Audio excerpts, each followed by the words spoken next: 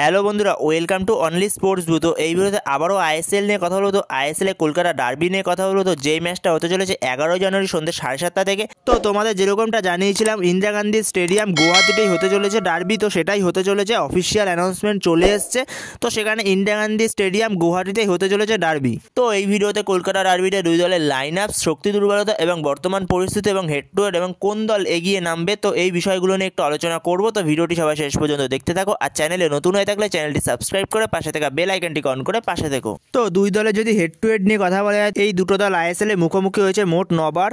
তার মধ্যে মোহনবাগান জিতেছে 8 বার আর 1 বার ড্র হয়েছে। আর এই দুই দল 9 বার মুখোমুখি হতে মোট 27টা গোল হয়েছে। তার মধ্যে 22টা গোল করেছে মোহনবাগান আর 5টা গোল করেছে ইস্টবেঙ্গল। তো এরপরে যদি দুই দলের বর্তমান শক্তি দুর্বলতা, দুই দলের বর্তমান পরিস্থিতি নিয়ে যদি কথা বলা যায়, তো বর্তমান সময় ইস্টবেঙ্গল 14 ম্যাচ খেলে 4টে জয়, 2টো ড্র এবং 8টা হারের ফলে 14 পয়েন্টে তারা 11 নম্বরে রয়েছে ইস্টবেঙ্গল। তো এই সিজনেও ইস্টবেঙ্গল খুবই স্ট্রাগল করছে। তো সেখানে ইস্টবেঙ্গলের মিডফিল্ডে তো খুবই সমস্যা রয়েছে, প্রতি ম্যাচে সমস্যা দেখা যাচ্ছে ইস্টবেঙ্গলের মিডফিল্ডে, যেখানে সাউল ক্রেসপোর মতো প্লেয়ার নেই। তারপরে মাদিতালাল নেই, তো মাদিতালালের রিপ্লেসমেন্ট হিসেবে কালকে একজন নতুন প্লেয়ারকে সাইন করেছে ইস্টবেঙ্গল, রিচার্ড সেলিস, ভেনেজুয়েলার জাতীয় দলের ফরওয়ার্ড। তো তাকে সাইন করেছে ইস্টবেঙ্গল। তো ইস্টবেঙ্গল তাকে হয়তো ডার্বিতে পাবে না, তো কোনোভাবেই সম্ভব না তাকে ডার্বিতে নিয়ে আসা, কারণ ডার্বির জন্য মাত্র 2 দিন সময় আছে। তো সেখানে সে এখনো পর্যন্ত আসেনি, সে আসবে, অনুশীলনে যোগ দেবে, অনুশীলন করবে তারপর। তো সেদিক থেকে দেখতে গেলে মাত্র 2 দিন সময় আছে, সে এখনো পর্যন্ত আসার তার কোনো রকম খবর পাওয়া যায়নি সে কবে আসবে। তো তাকে ডার্বিতে তো পাচ্ছে না। তো সেখানে ইস্টবেঙ্গলের মিডফিল্ডে একটু সমস্যা রয়েছে। তারপর আবার আগের দিন আনোয়ারলি চোট পেয়েছে, কিন্তু আনোয়ারলির চোটটা খুব একটা গুরুতর না। তো ডার্বিতে সে বেঞ্চে থাকবে, তার একটা হালকা ইনজুরি হয়েছে। তো সেটাই বলেছিল ম্যাচ শেষে অস্কার বুজন, তার একটা হালকা ইনজুরি হয়েছে, সেটা নিয়ে খুব চিন্তার কোনো কারণ নেই। তো সেখানে আনোয়ারলি হয়তো ফার্স্ট 11-এ না থাকলেও তো এই ম্যাচে হয়তো সে বেঞ্চ থেকে স্টার্ট করবে, যেহেতু একটা হালকা ইনজুরি আগের ম্যাচে পেয়েছে। তো সেখানে ইস্টবেঙ্গল 14 ম্যাচে গোল করেছে 16টা আর গোল খেয়েছে 20টা।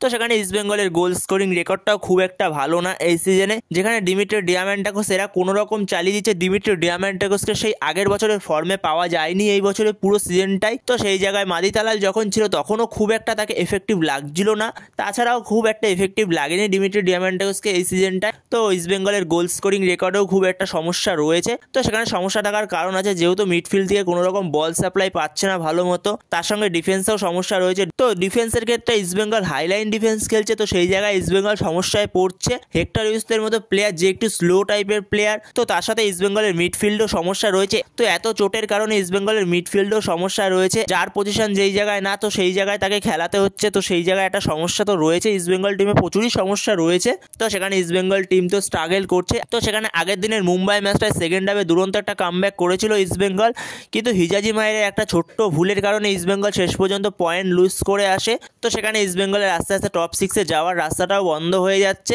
খুবই চাপের মধ্যে রয়েছে ইস্টবেঙ্গল এই সিজনেও। আর উল্টো দিকে মোহনবাগান বর্তমান সময়ে 14টা ম্যাচ খেলেছে, 14 ম্যাচের মধ্যে 10টা জয়, 2টো ড্র এবং 2টো হারের ফলে তারা 32 পয়েন্ট নিয়ে 1 নম্বরে রয়েছে। তো এই ম্যাচটা মোহনবাগানের লিগ শিল্ডের জন্য খুবই একটা গুরুত্বপূর্ণ ম্যাচ হতে চলেছে এই ম্যাচটাও। তো সেখানে ডার্বি মোহনবাগান জিততে পারে, লিগ শিল্ডের দৌড়ে আরও অনেকটাই এগিয়ে যাবে। আর মোহনবাগান 14 ম্যাচে গোল করেছে 29টার, গোল খেয়েছে 13টা। তো সেখানে মোহনবাগানের অ্যাটাক তো দুরন্ত অ্যাটাক, যেখানে জেমি ম্যাকলারের মতো স্ট্রাইকার রয়েছে, জেসন কামিন্সের মতো স্ট্রাইকার রয়েছে, 2টো প্রপার উইঙ্গার রয়েছে, লিস্টন ক্লস ও মানবীর সিং, তার সঙ্গে আগের দিন সাহাল যথেষ্ট ভালো খেলেছে। তো দুরন্ত অ্যাটাক রয়েছে মোহনবাগানের কাছে। তো এই ম্যাচে আবারও গ্রেগ স্টুয়ার্ট এবং দিমিত্রি পেতাদোস তারা ফিরছে পুরো ভালোভাবে।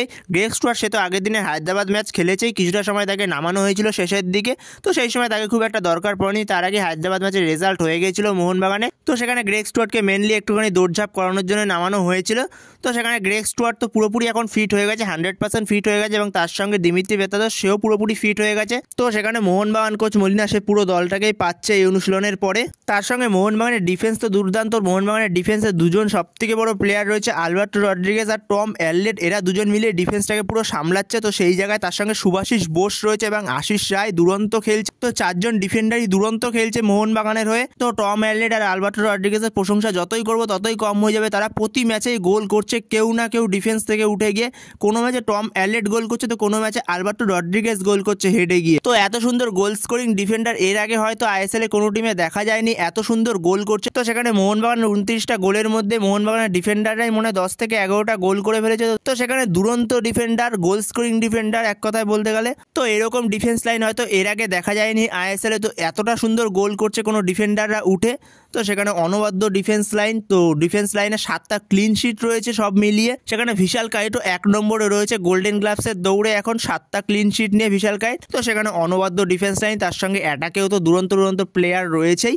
তো সেখানে মোহনবাগানও লাস্ট ম্যাচটা জিতে আসছে হায়দ্রাবাদ এফসির সঙ্গে। তো সেখানে মোহনবাগানই এগিয়ে নামছে, মোহনবাগানের যে টিম স্ট্রেংথ রয়েছে তো সেই জায়গায় মোহনবাগানই এই ম্যাচটার জন্য ফেভারিট, মোহনবাগানই এই ম্যাচটা এগিয়ে নামছে আবারও। তো সেখানে আরও একটা কথা, মোহনবাগান যতই এগিয়ে নামুক ডার্বি সবসময় 50-50 ম্যাচ হয়। তো সেখানে যে কোনো কিছুই হতে পারে মাঠের মধ্যে। অন পেপার দেখতে গেলে মোহনবাগান এগিয়ে নামছে, তো সেখানে মাঠের মধ্যে যে কোনো রকম রেজাল্ট হতে পারে। তো সেখানে মোহনবাগানের জন্য খুবই গুরুত্বপূর্ণ একটা ম্যাচ লিগ শিল্ডের দৌড়ের। তো সেখানে যদি এবার দুই দলের লাইন আপস নিয়ে কথা বলা যায়, তো সেখানে দুই দলের লাইন আপসে প্রথমে যদি ইস্টবেঙ্গলকে নিয়ে কথা বলা যায়, তো ইস্টবেঙ্গলের কোচ অস্কার বুজন সে 4-4-2 ফরমেশনে যেতে পারে। তো সেই ক্ষেত্রে ইস্টবেঙ্গলের গোলে স্টার্ট করবে প্রফসিকান সিং গিল, আর 4 জন ডিফেন্সের মধ্যে left back লালচুং গুঙ্গা, right back Nishu Kumar. কিন্তু সেখানে আগের দিন ফার্স্ট হাফে প্রভাত লেকরা স্টার্ট করেছিল, কিন্তু প্রভাত লেকরার পারফরমেন্স অতটা ভালো ছিল না। তো সেই জায়গায় পরে নিশু কুমারকে দিয়ে স্টার্ট করিয়েছিল সেকেন্ড হাফে, কিন্তু নিশু কুমার সেইখানে খুবই ভালো খেলেছিল। তো সেখানে নিশু কুমারকে দিয়ে এই ম্যাচটা স্টার্ট করাতে পারে।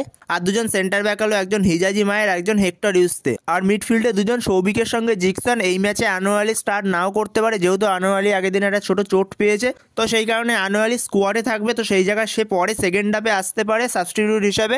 আর দুদিকে উইং থেকে লেফট উইং থেকে ভি বিষ্ণু, রাইট উইং থেকে নন্দকুমার, আর ওপরে দুজন স্ট্রাইকার ক্লেটন সিলভা আর দিমিত্রি ডিয়ামান্টাকোস। তো এরকমই হতে পারে ইস্টবেঙ্গলের প্লেইং 11 মোহনবাগানের বিরুদ্ধে ডার্বিতে। তো এরপরে যদি মোহনবাগানের প্লেইং 11 নিয়ে কথা বলা হয়, তো মোহনবাগানের কোচ জোসে মলিনা সে ইস্টবেঙ্গলের বিরুদ্ধে 4-2-3-1 ফরমেশনে যেতে পারে। তার চেনা পরিচিত ফরমেশন, যেই ফরমেশনে সে প্রথম দিকে খেলাচ্ছিল গ্রেগ স্টুয়ার্ট যখন ছিল, তো সেই ফরমেশনে আবারও সে ফিরে যেতে পারে। তো যেহেতু গ্রেগ স্টুয়ার্ট পুরোপুরি ফিট হয়ে গেছে, তো গ্রেগ স্টুয়ার্ট আশা করছি এই ম্যাচটা প্রথম থেকে স্টার্ট করবে। তো সেখানে জোসে মলিনা সে আবারও 4-2-3-1 ফরমেশনে ফিরে যেতে পারে। সেক্ষেত্রে গোলে স্টার্ট করবে বিশাল কাইত, 4 জন ডিফেন্সের মধ্যে left back Subhashis Bose, right back Ashis Roy, আর দুজন সেন্টার ব্যাক হলো একজন আলবার্টো রড্রিগেজ আর একজন টম অ্যালরেড। আর মিডফিল্ডে দুজন আপুয়ার সঙ্গে অনিরুদ্ধ থাপা। তো এই ম্যাচে আবারও আপুয়া ফিরছে তার কার্ড সাসপেন্ড কাটিয়ে, তো সেই জায়গায় আপুয়া এই ম্যাচে আবারও ফিরছে মিডফিল্ডে। আর দুদিকে উইং থেকে লেফট উইং থেকে লিস্টান ক্লস, রাইট উইং থেকে মানবীর সিং, সে আবারও এই ম্যাচে ফিরবে মানবীর সিং। এবং অ্যাটাকিং মিডফিল্ডে নম্বর 10 রোলে গ্রেগ স্টুয়ার্ট এই ম্যাচে স্টার্ট করতে পারে, সে প্রথম 11-এ এই ম্যাচে স্টার্ট করতে পারে। গ্রেগ স্টুয়ার্টকে দিয়ে স্টার্ট করাবে, দিমিত্রি বেতাদোসকে দিয়ে স্টার্ট করাবে না, যেহেতু দিমিত্রি বেতাদোস এতদিন ম্যাচ খেলেনি, সে একটা ইঞ্জুরির মধ্যে ছিল, তো তাকেই প্রথম 11-এ নামিয়ে দেবে না সবার প্রথমে। তার সঙ্গে জেসন কামিন্স, সেও খুব ভালো খেলছিল, যে কটা ম্যাচে গ্রেগ স্টুয়ার্ট দিমিত্রি বেতাদোস এরা ছিল না। তো সেখানে মোহনবাগান কোচ মলিনার কাছে একটা বড় পরীক্ষা হবে কাকে দিয়ে স্টার্ট করাবে স্ট্রাইকারে। তো সেখানে জেসন কামিন্সকে দিয়ে স্টার্ট করাবে নাকি জেমি ম্যাকলারেনকে দিয়ে স্টার্ট করাবে নম্বর 9 রোলে।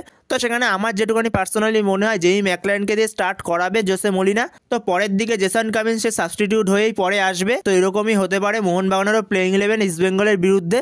তো বন্ধুরা, তোমাদের কাছে কি মনে হয় ইস্টবেঙ্গল আর মোহনবাগানের প্লেইং 11-এ কি আর কোনো পরিবর্তন হতে পারে? তো তোমাদের মতামত অবশ্যই কমেন্টে জানিও এই বিষয়ে। তো এই ভিডিওতে এই পর্যন্ত, তো এই আপডেটগুলো নিয়ে আলোচনা করার ছিল। তো ভিডিওটি ভালো লাগলে অবশ্যই লাইক শেয়ার সাবস্ক্রাইব করতে ভুলো না। তো নেক্সট ভিডিওতে দেখা হচ্ছে, ততক্ষণের জন্য বাই বাই।